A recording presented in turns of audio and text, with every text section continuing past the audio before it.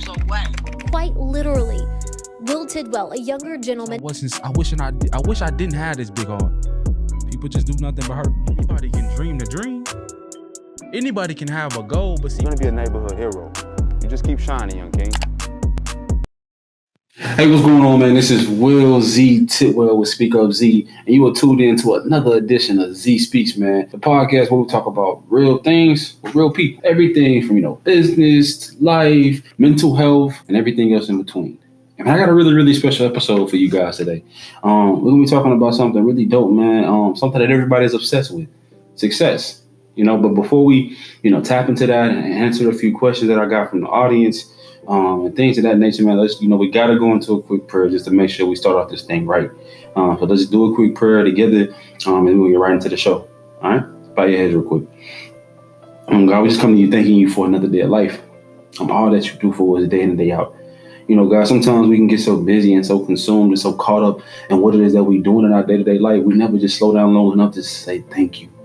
And so if nobody else does it, if sometimes I fall short in that area, God, I hope you know that I am so appreciative, and your other children are as well. God, I ask you can just be with each and every person as we do this show, as they listen to this show, and that I can say something, and that you can use me to say something that can be beneficial to their lives. God, we're everything with you, and we nothing without you. So please be with us now more than ever. In Jesus' name we pray. Amen. So yeah, man, like I told y'all before the prayer, we got a really cool topic today. We're kind of talking about success. And the reason I kind of want to tap into that is because I feel like that's something that everybody is so obsessed with. Like everybody is trying to figure out what does success look like for them, or they think that success means they have to have X, Y, and Z, or if they don't have X, Y, and Z, that they're unsuccessful, and so many different things. And I feel like this is a topic that we can almost do a series with, where we can break it down into several different areas and several different layers. But I just want to kind of get to the foundational things first. I want you guys to understand, what success truly is. How do we become successful? What does that look like in our everyday life? And then I'm going to end it off with some of my tweets of the week, so you guys can enjoy some of those, man. I'm going to break some of those down, and that's going to be the end of our show. So let's get started. So my trusty sidekick, my partner, she got my back, man. She going to read out some of the questions from you guys personally, and I'm just going to answer them to the best of my abilities. So yeah, let's get into it.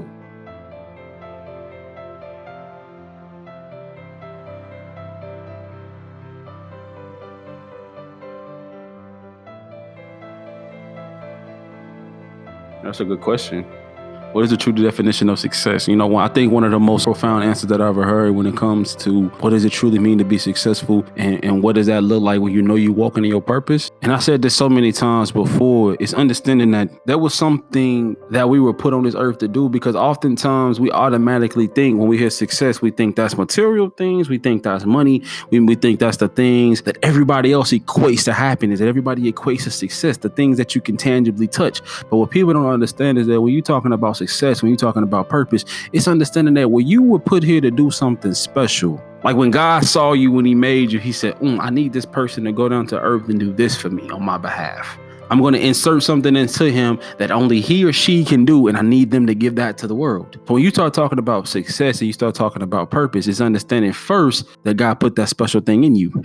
And then once you understand and you believe that for yourself, it's asking yourself each day of my life, how close did I get to actually becoming the person that God intended for me to be? And how close did I get to unveiling that gift and that purpose and that thing that he put on the inside of me? See, because you start talking about success as money and material things, but how close did you get to the thing that God put on the inside of you? How close did you get to becoming everything he intended you to become? Like the realest question I asked somebody the other day, I said, did you get a little bit better today? Did you get a little bit closer to the dream? Did you get a little bit closer to the vision today? Because that's true success. So that's what I would tell them. I would tell them, don't be so worried and so caught up in how much money you're going to make, or is your name going to be in lights, or are you going to go viral? Are you going to be famous and be seen by the world? Because I don't think people truly understand is that if you just figure out what it is that you were called to do, and you just strive to get closer to that, everything else becomes a byproduct of you choosing to actually focus on that. And so I would just say start there, figuring out what that looks like. So yeah.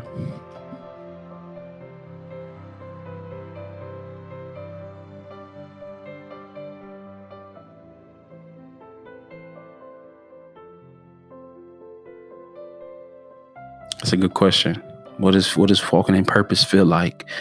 When you know you're walking in your purpose, it's that thing you can't stop thinking about. It's that thing that when you do it so easy, but yet it looks so hard to everybody else. It's like when you do that thing that you're so great at, or that thing that you were called to do, it's like when people see you do it and they see the final product of what you've accomplished, they say, God got to be involved in that. Because when they see the final product, they say, man, that's so beautiful. That was so amazing. That was so one of a kind how we just did that. There's no way possible that this human being could do it all alone. God had to call him to do that. God had to call her to accomplish that and be that person. And I think that's how you know you're walking in your purpose, is when you can't stop thinking about the dream. When you can't stop thinking about how to get better at the vision. When you never really satisfied with what it is that you accomplished, because you know you have so much more to give. And when people on the outside looking in see you do it, they think it's so easy and simple for you, but they have no idea just how much hard work you had to put in to become the person that you're becoming. I think that's what it feels like to walk in purpose. It looks effortless. I mean, I think some people don't understand how powerful words can be. We use them to communicate every day. We use them when we give promises, when we do our vows, or when we had this idea in our brain that we need to take into words and put it on paper. Like, we literally communicate in so many ways throughout the day. And so the reason why I created Esquire Writing was just for that, is to be that tool and to be that resource for other organizations or other business owners or other creators that want to use their voice, that want to communicate better. That want to take that thing that's been buried in their mind, this thing that's been on the inside of them, and actually want to articulate it to the world. That's our only goal. We just want to help other people realize how powerful words can be and how they can literally change somebody's life.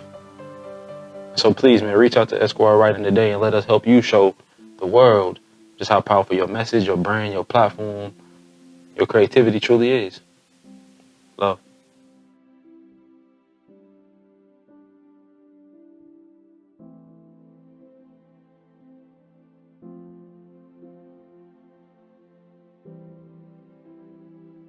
You know, it's so crazy, man. You know, I was thinking about how to answer this question.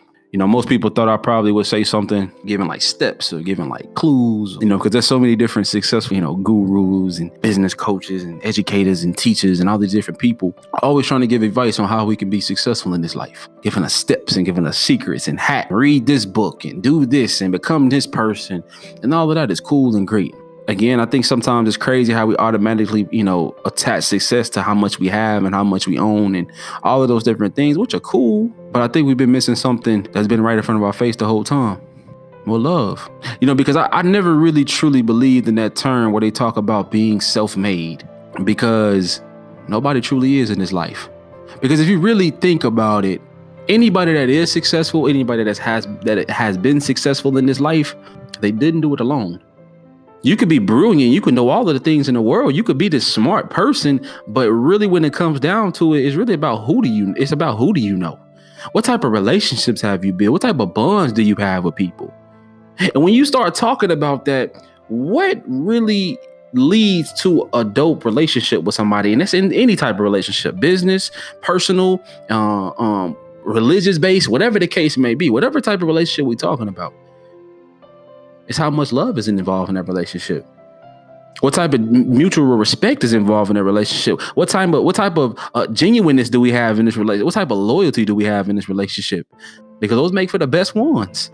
And so, yeah, it is cool to have your material things and you know, to say I got this title or I've done these things, I've accomplished these things in my life in order to be successful. But when you start talking about something a little bit deeper, about leaving a legacy even after you're gone, that your name still is rich in value even after you leave this earth, we start talking about something like that.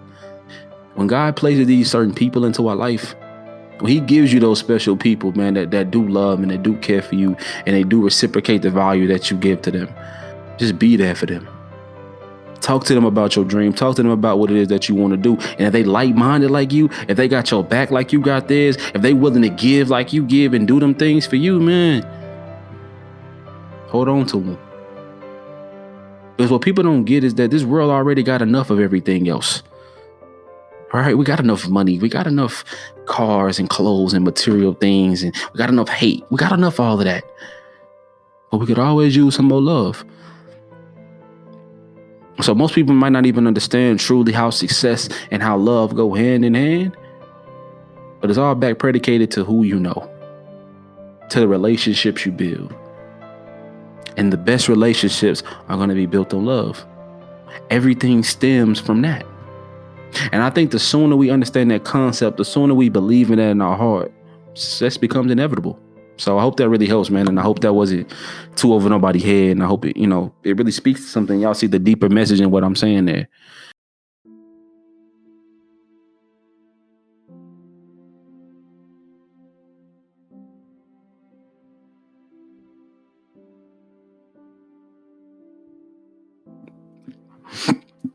All right, man. So before we get out of here, first of all, I just want to thank you guys for all those dope questions, man.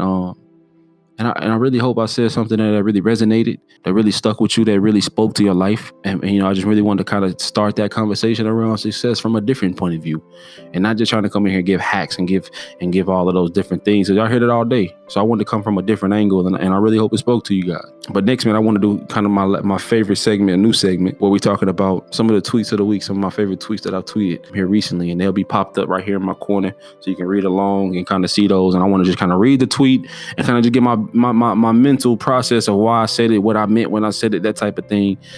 Just so you kind of dig deeper into the writing mind of Z, right? So my first one is kind of based around mental health. This one is saying, check on the smiling friend. Check on the joking friend. Check on the friend who never seems to have a bad day. They're crying for help, and no one hears them. You know what I mean? And what I meant by that is really simple. If you ever just realize, man, that person around you that's always happy, that person is always in a good mood, that person that never seems to have a bad day, they never talk about their feelings, they never have anybody they go to and vent about anything, like everything always seems perfect with that person, they usually the person that's in the most pain. They usually the person that's dealing with something, and it's a couple reasons why they feeling like they got to keep painting a smile on every day. Is because they're scared to open up to somebody. They don't have anybody to open up to, or they feel like pretending is better than actually being real with themselves. And so if you got somebody in your life, if somebody came to mind, or even if it's you, and you feel like they starting to suppress their pain just to make it seem like everything is okay all the time, man, just check on them. Just make sure they okay. Because you have no idea how many people literally smile to keep from crying every single day. Just check on them.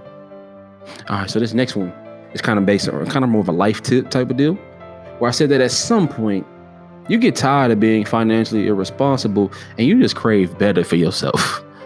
And that was really speaking to myself, man, because if you really think back, I think about how many large lump sums of money we have probably came into in our young adult life. And when you link back and just think about like how much you've blown, how much you wasted, how much dumb shit you bought, at the time you tell yourself, I'm gonna get it back. Well, I'll get more. And you probably did, and you probably will, right? It ain't even so much us trying to cry over spilled milk. It's just really looking back and saying, you know what? When I get my next lump sum, when I get my next big check, when I get my next big breaking opportunity, or I actually get a chance to save some money, I just want to do better. I want to invest in something. I want to put some money in place where it can make me some more money, right? I just want to mature a little bit when it comes to your money. And I know that ain't no easy thing to do. But this is a message to myself, and hopefully it speaks to you too, man. Let's do better with our bread. Let's just be a little more responsible with our bread, because we only do live once, man, but we want to live the best life we can and the life we want our children to live, and so on and so forth, man. So let's just be better together. All right. And last but not least, this one says kind of more of a psychological piece, more of a creative writing piece. It said the human brain feels before it thinks, but don't let your feelings cloud your judgment. Because I don't know y'all understand that, but from a scientific standpoint, when we feel something, right, when we go through pain or we hear certain things, even though our brain is used for thinking, its automatic response is to feel. We feel, and then the automatic second thing it does is start to think. It starts to process information and think about how to solve this, deal with this, X, Y, and Z. And so basically what I'm saying is that when you dealing with what you're dealing with, when you feeling what you're feeling, when you baby going through what you're going through, somebody says something to you that threw you off. I'm not saying don't feel. I'm not saying start being cold-hearted or start being heartless, because that would contradict everything I believe in. But what I'm saying is, when you have those thoughts, don't let your initial thoughts and your initial anger and your initial pain, don't let it make you move in a hasty way where you end up making a decision that you regret for the rest of your life. Like, don't let it take your judgment and your discernment away, because that's one of your biggest blessings. So yeah, the human brain feels before it thinks, but just don't let it cloud your judgment. So yeah, man, that's Z's tweets of the week. That's my message on success for the week. And man, I just want to tell y'all thank y'all. And I miss y'all. I miss making content for y'all. I miss being here with y'all. And there's nowhere else I'd rather be. So I just want to say thank y'all, man, for every single thing y'all have done, supporting me always. And I really hope this message speaks to somebody. I hope these tweets of the week speak to somebody. And I'm back in motion. I'll be making these every week like I used to. So I love y'all, man. I'm praying for y'all always, man. Please reach out to me anytime y'all want to talk, text me, anything like that. 501-213-1668. Text me, ask your questions, talk to me, and yours might be on my show next week. All right? I love y'all, man. Peace.